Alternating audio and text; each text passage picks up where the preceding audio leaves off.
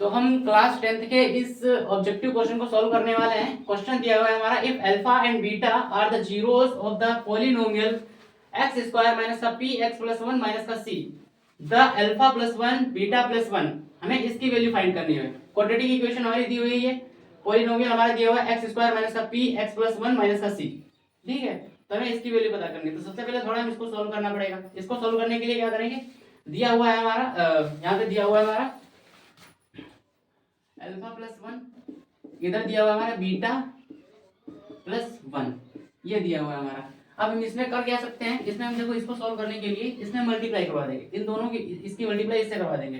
तो इसकी मल्टीप्लाई इससे कराएंगे तो सबसे पहले हमारी अल्फा की मल्टीप्लाई बीटा से होगी, फिर अल्फा की मल्टीप्लाई वन से होगी, फिर यहाँ पे वन की मल्टीप्लाई बीटा से होगी और वन की मल्टीप्लाई वन से होगी। तो मल्टीप्लाई करवाएंगे, अल्फा की मल्टीप्लाई बीटा से होगी तो अल्फा बीटा आ जाएगा हमारा, यह क्या हमारा अल्फा बीटा, ये हमारा अल्फा बीटा आ जाएगा, ये हमारा अल्फा बीटा आ जाएगा। प्लस में अल्फा की मल्टीप्लाई जब वन से होगी तो यहाँ पे क्या आ जाएगा, सिर्फ अल्फा वन अल्फा ही आ जाएगा। प्लस में वन की मल्टीप्लाई जब बीटा से होगी तो बीटा का बीटा ही आ जाएगा। वन की मल्टीप्लाई जब वन से होगी तो वन का वन आ जाएगा, ठीक है। ये हमको मिल गया। तो ये अल्फा बीटा दिया हुआ है, यानी जो हमारे जीरोस थे उनका प्रोडक्ट दिया हुआ है, और प्लस में अल्फा प्लस बीटा, यानी ये प्रोडक्ट जीरोस का हमें सम दिया हुआ है, जीरोस का सम दिया हुआ है, और प्लस में वन लिखा हुआ है। अब इसको सॉल्व करने के लिए हमें दो चीजें चाहिए। पहली चीज तो हमें जीरोस का प्रोडक्ट चाहिए, और सेकंड चीज हमें जीरोस का सम चाहिए। तो जीरोस का प्रोडक्ट और जीरोस का सम हमारा होता क्या है, जीरोस का प्रोडक्ट होता, जीरोस का सम हमारा होता है अल्फा प्लस बीटा इक्वल में माइनस का बी अपॉन ए, और जीरोस का जो प्रोडक्ट होता है हमारा अल्फा बीटा इक्वल्स टू ये होता है हमारा सी अपॉन ए। तो माइनस का b हमारा क्या होता है, ये x का कोफिशिएंट होता है। अब ये x b हमें मिलेगा कहाँ से, ये हमें क्वाड्रेटिक इक्वेशन से मिलेगा। क्वाड्रेटिक इक्वेशन दी हुई है हमारी x square minus P x plus one, इधर दिया हुआ है हमारा माइनस का c, ये हमारी क्वाड्रेटिक इक्वेशन दी हुई है।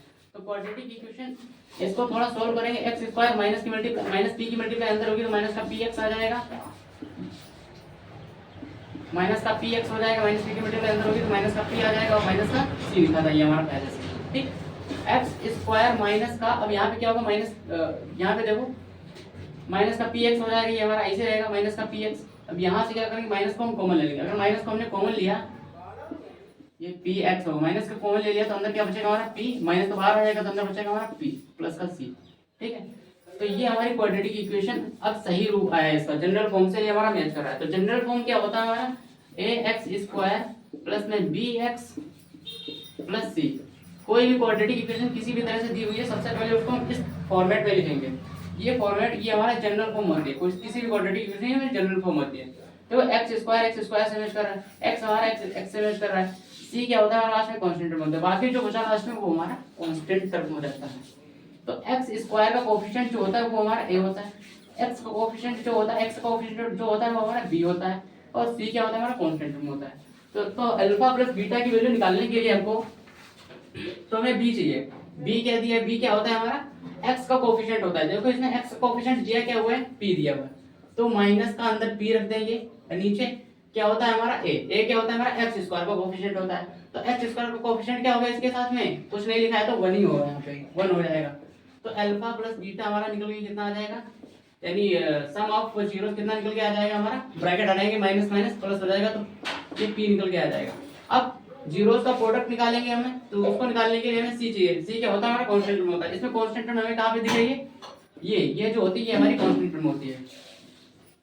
तो सी की जगह पे इसको पुट करेंगे, जो कि हमारा माइनस का पी, सॉरी माइनस में पी प्लस का सी ब्रैकेट में, और अपॉन में क्या आ जाएगा ए क्या होता है हमारा एक्स स्क्वायर का कोएफिशिएंट होता है, तो एक्स स्क्वायर का कोएफिशिएंट 1 ही है।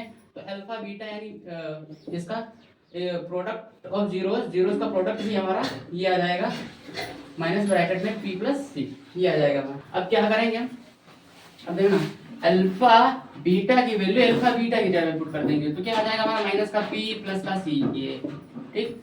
अब अल्फा प्लस बीटा हमारा कितना दिया था, वो पी था, तो पी की जगह पी पुट कर देंगे प्लस का, ये आ जाएगा। माइनस हटाएंगे तो माइनस का पी माइनस का सी, इसको कैलकुलेट करेंगे आगे, प्लस का पी लिखा हुआ है यहाँ पे, माइनस का 1 लिखा हुआ है। अब ये माइनस का पी है, ये प्लस का पी है, ये दोनों कट जाएंगे हमारे, तो सॉरी ये प्लस का 1 था, तो ये हमारा माइनस का पी है प्लस का पी है दोनों कट जाएंगे हमारे, तो माइनस का सी और प्लस का 1 बचेगा, यानी 1 माइनस का सी। ये तुम्हारा आंसर होगा, जो कि ऑप्शन नंबर हमारा बी हो जाएगा करेक्ट आंसर।